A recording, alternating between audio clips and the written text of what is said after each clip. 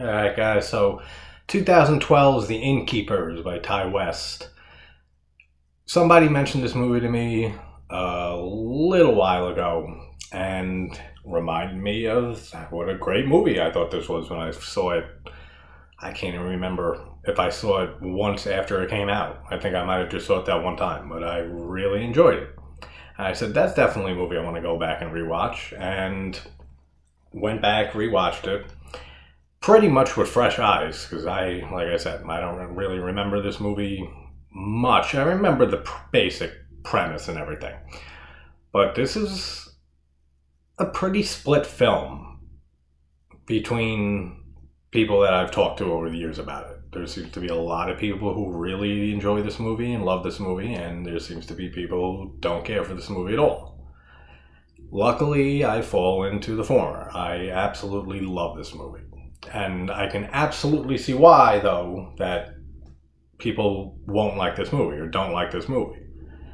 A lot of this movie, like, succeeding for somebody rests on the main characters here, with Claire and Luke.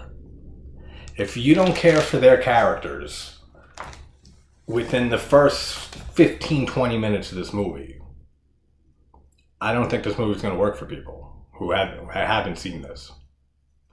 Like, it's very much like, almost, it kind of reminds me of like something like Hard Candy with Patrick Wilson and the fuck, I don't know why I can't think of her fucking Ellen Page or whatever she goes by now. It reminds me of that kind of. Now it's like, it's almost like a production. It's almost like a two-man play, or a man and woman play, like a two-person play. And it all rests on their performances and whether you like these characters. And I absolutely love both of those characters. Claire is such a sweet, innocent girl that, like, she's so quirky. She has just like this something to her that is just so adorable, and she's so sweet. Like, she wouldn't harm a child fly or any other fly for that matter, or anything. She's just has this fascination with this hotel, with the past, and with finding out if the spirits in this hotel are real, and she's kind of just lost in life, which is kind of like a reoccurring theme throughout this movie. Like with the mother, with the son who's staying there to get away from the father. Like, she's lost in her marriage, and just Luke's whole character. Like, you can tell by, they don't say how old these people are, but they say that Claire dropped out of college, so she's got to be in her early 20s, maybe mid-20s, the latest. And Luke looks like maybe in his late 30s, something like that. Like his life should have moved on more. Like, he shouldn't be behind a fucking hotel desk working there. So, like, there is the age difference between the two of them, and we get the whole little romance there of Luke's feelings for her. But I kind of like how they don't push that too much and, like, don't try to force it into, like, an actual romance, like, by the end of it. Like, Claire likes him too, but they work together, like, alone, like, a lot of the time, and they both share this passion for the paranormal and everything. So, like, just the fact that they don't force that down your throat and just kind of, like, turn it into a whole, like, two people working together and then go through some traumatic shit and they become fucking, soulmates for the rest of their life. Like, I like how they don't dive too much into the whole, like, romanticism between the two characters. But I love both characters. So, like, and even on this rewatch, like I was saying to myself, if you can make me care that much and relate and not want these people to die in any way or have any harm done to them in the first 15 minutes or so of your movie, you're doing a good job. So we're at the Yankee Peddler Inn. It's going out of business. This is their last weekend, and Claire and Luke are the only ones working. So this hotel has a history of paranormal events and spirits being seen and heard, especially Madeline O'Malley, this older, I think it was like from the 1800s or something like that, right? That hung herself in the hotel when her fiance like ran off on her, something like that. But I like that too. Like and that's done pretty early on in the movie too. I love movies that have to do or incorporate like a lot of, not a lot, but like a decent amount of lore into them and mystery and stuff. So it sets up the whole like mystique of this hotel, of this inn that they were working at really well, like really early too. And there's not like a whole bunch of exposition and a whole bunch of shit hammered into your head about the history of the hotel. There's just enough to get your intrigue, and I love movies that can do that too. Like, so 2 for 2 on those things. But just the character development early on makes you care about these characters, and then just slowly dipping into the history of the hotel within the first like 25 minutes. Both of those are checked off, and that's a great sign for me with a lot of movies like this. And I just like how this is and this is another reason why I'm assuming this movie didn't work for a decent amount of people. This isn't your average jump scare filled, scary, paranormal, supernatural movie. Like, this is a very slow burn horror movie. And I mean, it kind of goes with everything else that West has done. Like before, like the House of the Devil was a slow burn. I still haven't seen X or Pearl that just came out, so those are both at the top of my list of things to watch, especially now after rewatching this. But this is a very slow burn movie. There's hardly any jump scares in it, which you guys know how I feel about jump scares, so that's a plus for me. But it's a very slow burn, and it's very atmospheric. Like, this movie has a great atmosphere to it. And it doesn't, even with it being a slow burn type horror movie, it doesn't burn slowly to this like insane crescendo, like this insane finale with like just insanity happening. It's a very subtle film, and I adore it for that. Like, there's no like huge firework finale at the end of craziness. It's just a very, very well told haunted house / hotel movie. Like, it just feels like an old school haunted hotel film, and it works 100% for what it tries to do. And then that scene with the jump scare video, that we've seen so many of those over the years, when you're staring at something, you get some idiot to fucking look at the screen for like 35 seconds and they don't realize for that long that something's about to pop out right in their face. And apparently the actress didn't know that either, that was like her genuine reaction. So that's pretty funny too. And speaking of acting real quick, like, even if I can't say that they give great performances, which I don't know. I haven't seen these two actors in, I don't think, much else. Like, I don't think I've seen the girl in anything else. I think I've seen Luke, the guy who plays Luke, in maybe another thing or two. But that's the thing. When you don't know an actress or an actor and you're seeing them for the first time, it's hard to separate, like, how much they're really acting or how much is really just them and their personality. And that's why I said it's very good that they were able to make these characters likable, or just the fact that these actors in real life must be likable. Because even if she's not giving a great performance, which I think she does fine, him too, their characters are like just how they are. If that's just how they are and it's not really a strong acting performance, still great. So, like, the acting, I can't really even comment on much, just by not being familiar with other works of theirs. So can't compare it to anything else they've done, but there's nothing like bad or egregious to any of the acting in this movie, like, by any means. So, but just the likability of their characters works enough to carry this film until things start rolling a little bit. And the inn is a great setting. Like, I love, and it's an actual inn too, I think, in Connecticut, and it's supposedly also haunted, like, supposed to, like, in real life be supposedly haunted. So I don't know, maybe go check out, have a stay at the Peddler Inn, Yankee Peddler, and see if you see any ghosts. And then we meet Leanne Reese Jones, who is the old actress that checks in, and she's really like a psychic, spiritualist, healer, whatever the fuck you want to call her. And I love how Claire gets like starstruck with her. Like that whole scene when she first comes up to bring her towels. And she's just like the way that she just plays it off. And she's just like trying to contain all her like excitement in. And then she finally just lets it out. Like, I'm a huge fan of yours, and I used to watch this show, and I used to watch this movie of yours, and I did my hair just like yours. Like, it's so adorable, man. Like, she's such a great character. I love Claire so much in this movie. And then the loudmouth coffee girl, wasn't that, that's Lena Dunham, isn't it? I can't stand that fucking woman. I'm sorry. I can't stand anything that she's in, but I'm pretty sure that was her because she annoyed me, and that's what Lena Dunham does. I'm pretty sure that's her. And it was funny as shit, too, watching this on Tubi, because while she's going through that whole long story that fucking Claire doesn't even want to hear and leaves without getting her coffee, in the middle of her talking, it broke to an ad segment.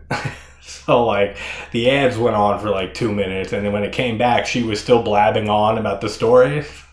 It was actually a really funny, like, happy accident. Like, that shit was funny. Like, I was laughing hysterically. Like, the ads ended, she's still talking, and it zoomed in on Claire's face. Like, I'm like, dude, I literally feel like I was just there for 3.5 minutes, and this woman wouldn't shut off. And I just zoomed out. And then I love her little line, too. And that's another thing with this movie, is that everyone who follows my channel knows how I love picking things apart and overanalyzing things and calling things how stupid they are. There's not a lot in this movie I can do that with. Like, I thoroughly enjoy this movie from the beginning to the end. Like, of course, I'm going to fucking fuck around like I always do.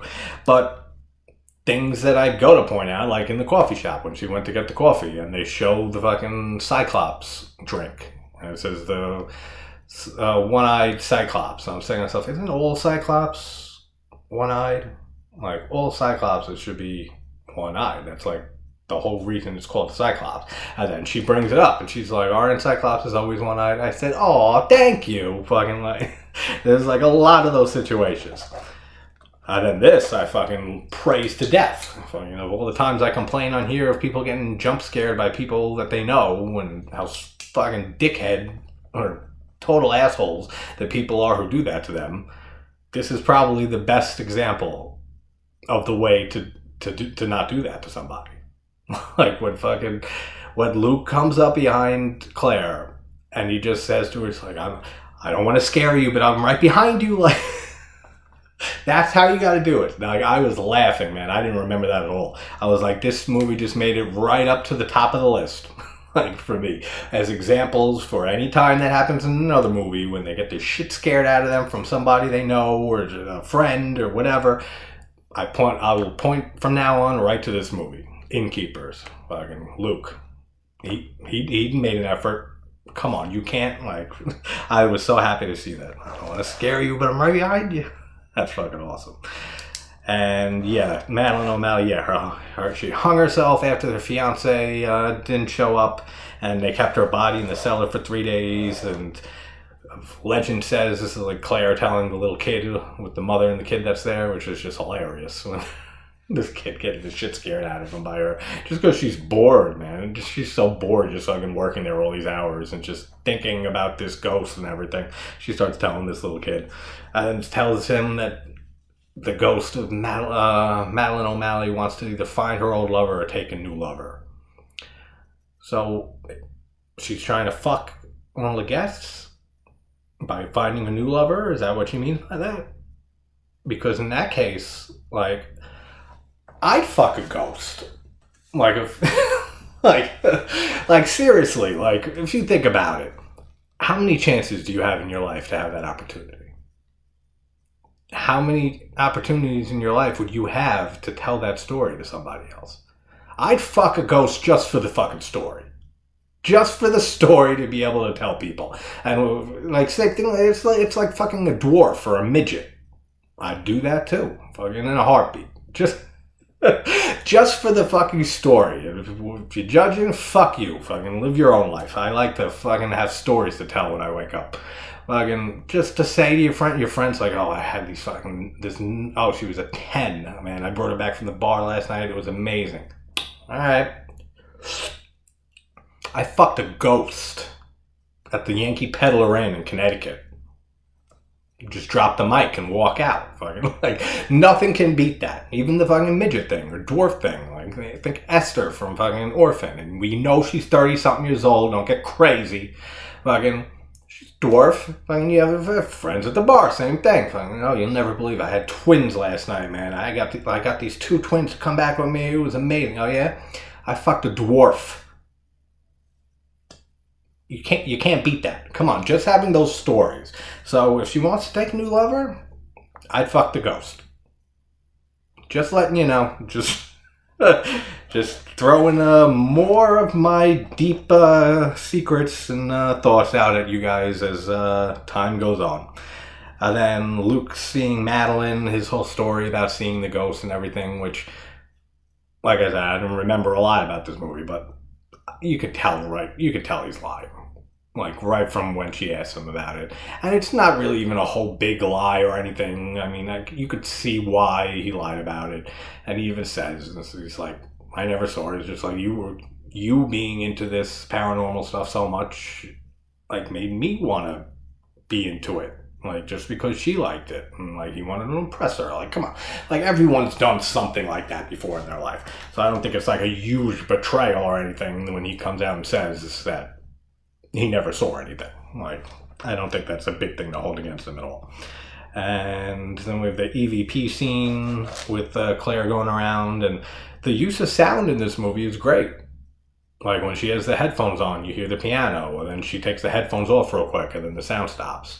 Then she'll put one ear of the headphone back on, and the piano will start playing again. There's a few times throughout this movie that they use the sound design like to a very, very interesting level. And I highly enjoy that also. And then she sees the keys on the piano pressed down, which is kind of like the most proof. But she doesn't say that shit at all. Like, she just says that she has a recording of the piano. She never tells Luke or Lee or any that she saw the piano keys get pushed down in front of her face on their own. So I don't know why she doesn't mention that, but like it seems like that would be like the thing to mention. Like, I saw the piano move on its own. It's a little more convincing than a sound of a piano playing on a recording. And let's see. And then we have Lee, like I said, who's just the real true psychic that just conveniently has to be in this hotel on this weekend when they need a psychic the most, or a medium, or whatever you want to fucking call her. What bullshit that is. Then her whole little seance thing with the crystal or pendulum she calls in. It's a cool little scene. Like, I agree actually with a lot of stuff she says. I say on here a lot, I don't really have beliefs. Like, I'm not religious or anything like that. But when she starts saying about we're all connected through energy throughout space and everything, like, that's kind of like my belief. Like, that's like what I believe in, kind of. And so hearing that was not too far off from my own thoughts. So that's a cool scene there too. And we get like the one jump scare in this movie when Claire wakes up and you see the ghost, not the ghost, but like, well, it looks like a ghost. The fucking sheet move over by her face, and then she comes down and it's the ghost of Madeline. That's a cool jump scare, actually. And it's not even, like I said, like a jump scare. It's not like cue the violins and like, fucking like, it's done pretty well. And it's pretty creepy, actually, having like a floating sheet. And for once in a movie, like most of the times that happens, the sheet fucking falls down and there's nothing there. Like Annabelle Creation. It actually reminded me of that, when the doll floats out of the thing and she has the sheet over it and then it just falls to the ground and the doll's not there. Like, it's creepier when the thing's there and Madeline's there, and it works very well. I like that jump scare, if you want to even call it that. Then we have the old man who checks in, which I wonder, I'll save this for a little later. But he checks in and wants to check into room 353 specifically because him and his ex-wife or his wife who passed away spent their honeymoon in that room.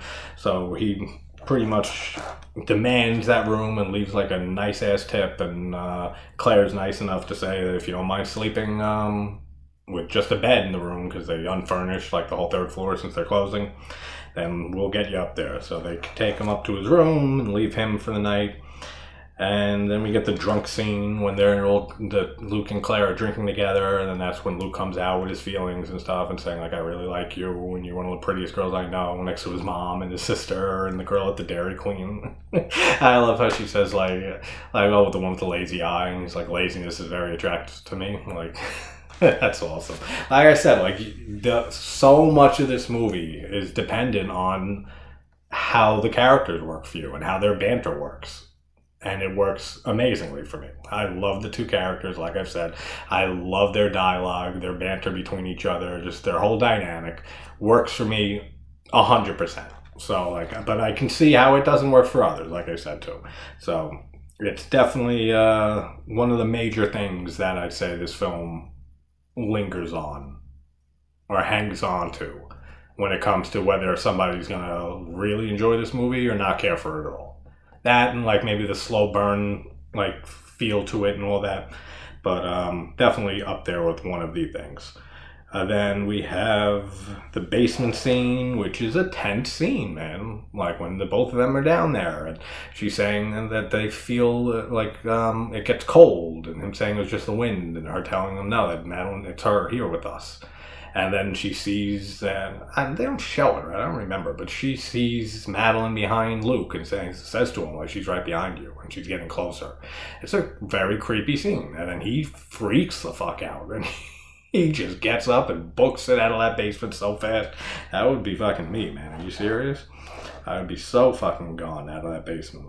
If you have a fucking person that I've known, that like the girl that I like, that we've been friends and we're co-workers for all this time, and is telling you that there's a fucking ghost behind you, I wouldn't look back. I would just get up and run right the fuck out, just like Luke. Like, you're damn right. Then, like I said, him saying he made up seeing the ghost all those times, which I said isn't really that big of a betrayal or anything like that. And then I love when she goes to wake Lee up because now she's alone, and she wakes up Lee, and then she's like, after she says that Madeline made contact with her, and she's like, is there any more vodka over there? Like, this woman's a fucking complete drunk, man. It's like, that's her fucking juice. Like, that's her psychic juice.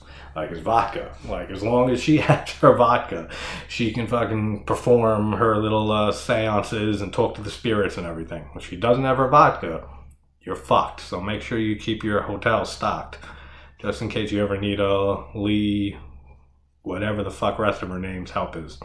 Then there's a cool shot of Lee going down the stairs into the cellar, and you just see her shadow on the side, like of the wall. For some reason, it kind of reminds me of Father Merrill outside of the house in The Exorcist. I don't know why. Maybe it's just because she's like the sidekick person of this movie, and like this is like her entrance into performing something that we think that she's going to do or try to help in some way. I don't know, but for some reason that shot of her coming down the stairs and just the shadow on the wall and stuff really gave me strong vibes of Merrill in The Exorcist. And then Lee says it's fucking time to leave. We got to get out of here. And then we find out the old man is dead in the bathtub and it's filled with blood. And Claire starts freaking the fuck out. And she has her asthma inhaler throughout this whole movie, which I feel like is a little obvious with the whole, like, you know the asthma's going to come into play because you see her use it like a decent amount and it draws attention to it. But it works for like the story and stuff, and like I said, since this doesn't have like a huge grand finale, like spectacular stuff happening, it works for like how the story plays out. And why would Claire go back down into that cellar though, or think that Lee went back down there for any reason? Like, she was like pretty adamant, like when they left the cellar, like, we have to get out of here now. Like, trust me. Like, you're in danger. We can't stay here.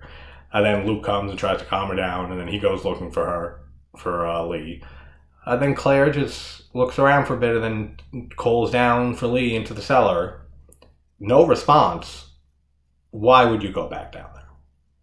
I mean, really? Like, that's like the one decision in this movie that I can fault and be like, why did you have to do that? Like, you know it ain't Lee down there. Like, you hear whispering and stuff, but she's heard whispering like that before in this movie. In the events of everything that's happened in this weekend. So why she thinks that it's Lee down there and not the fucking spirit that's now known to her, that like is very vengeful and is trying to fucking kill her or do whatever with her, why she would go down there, I don't know. But kind of weird. And then the old man, his ghost, is standing behind her and knocks her down the stairs. She falls down the stairs into the cellar. And that whole cellar scene is pretty tense too. And I love how the ending of it and how it just... She's banging on the door and she can't get out, which is she locked that cellar door herself earlier. So she basically sealed her own fate and locked herself in there. And we see the image of Madeline and she ends up dying of a asthma attack, which that sucks, man. Like, that's a fucking grim ending.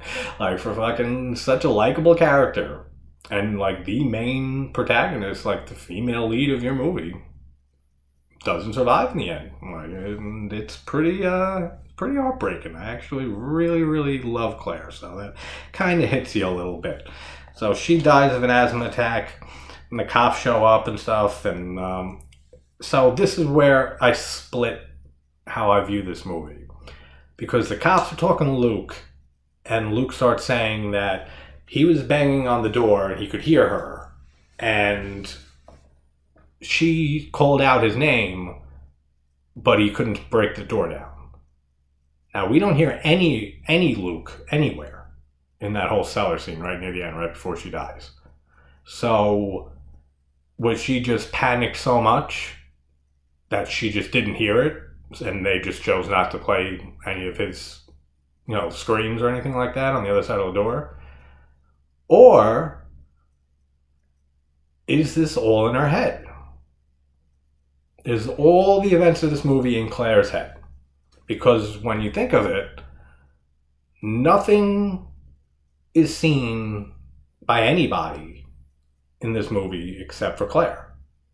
She's the only one that sees any type of supernatural or paranormal events or anything happen throughout this entire movie. Just her. Luke doesn't, and we know that Luke never has, because he lied about it all. Then you have Lee. She didn't see anything. She spoke to some spirits, but that's bullshit in real life. So I mean, that could just be her being a fucking old kook, an old fucking actress whose career dried up and she got into fucking crystals, and that's the end of it. Like, it could be that Claire was just scaring herself so much by being so invested and into the history of this hotel and the hauntings and stuff, that she pretty much scared herself to death, basically. Like, she pretty much, hallucinated most of this. Like, you can look at it that way, even though I don't think that's the way it is, but you can make an argument for that. Like, a better one than what I just did, like, with more thought put into it and stuff, but you can definitely make an argument for that. And the stuff with the old man... Now, is he a ghost already? That just showed up and, he has some connection with the hotel from the past? And he just showed up and that's what he does every now and then? He just, appears and checks into the same room, kills himself over and over again? Kind of like a 1408 type thing where they show, the past victims doing what they did and jumping out the window? Or was he really just a regular old man who just came off the streets and... knew the hotel was closing, and this is where he had his honeymoon with his wife, and wanted to kill himself in the hotel, where he had one of his happiest memories. I don't know. And I like how they leave it open. They leave it ambiguous like that. You don't really need the answers. And just another thing with the characters, I can't say enough about the characters in this movie. I really, really love both of them so much. Like, they're so enjoyable to see on screen. And you get to know them a decent amount, like just through an hour and a half, hour and 40 minutes, this movie is, something like that. But just Luke's pain when he walks back into the hotel and he looks around the inn, and like, just, you could see it just on his face. And just from the story told and everything you just seen, like, you know what he's thinking. And you could see on his face, like, he's just like looking around at like the place that him and Claire worked, and this girl that he really cared about. And she's dead now. And there's nothing that he could have done. Like, the way that they portray that when he first walks back in, they do that so well. Between the actor playing Luke, just his subtle little facial expressions, the way he moves around, and the way it's shot, just all of that. Very, very well done. And then Lee is in Claire's room that she was staying in, and said that nobody could have helped her. You know, nobody could have done anything to prevent this from happening. And then right at the end, and it is hard to see this, like, very hard. It took me like 3 like go backs and pauses to check. But right before the door shuts in Claire's room, you see it just like stills on the room for like a good 45 seconds or something like that. And then you see, if you look, see if I can explain it, like, for people who have seen the movie. Like, if you look at the drapings, like right below where there's a knot tied, you could see Claire's image faintly, like her spirit kind of looking at the door before it slammed shut. Which I feel like they could have made it a little bit more obvious to see that. Like, you'll miss it many times. Like I said, I had to go back like 3, maybe even 4 times to finally like, oh shit, yeah, that's right, it's there. Like, it's hard to see. So they should have made that a little more easier to see, just so people see it and they get the whole ending and stuff. And now her spirit lives here at the hotel. But it's very, very hard to see. But if you look up a clip on YouTube and stuff, I'm sure they'll probably, with how many, there's a video for fucking everything. I'm sure there's a video that fucking outlines exactly where she is, so you could see where she is. But yeah, man, great fucking movie. Like, I've liked this movie since I first saw it. I think it just went up a bunch more on this rewatch. Like, I absolutely, really, really like this movie. I love the characters. I love the slow burn to it. I love the atmosphere to it. I love the little things they do with the sound design. I love just the little mystery about the hotel and lore and history we get about it. And I just like how there's not jump scares galore, that there's no real stupid shit going on. It's just a pretty straightforward but effective haunted hotel movie. And I think Ty West did a great job, like he does with pretty much most things that I've seen that he's done. So definitely want to see X and the prequel for that, like, soon, as soon as I can, because I want to see how much better he's gotten since, I think I saw his movie after this, I can't remember the name, but see how he's grown as a director since House of the Devil and this movie, for sure. But alright guys, I got another one coming up in a little bit, but thanks for tuning in, and I will see you all soon.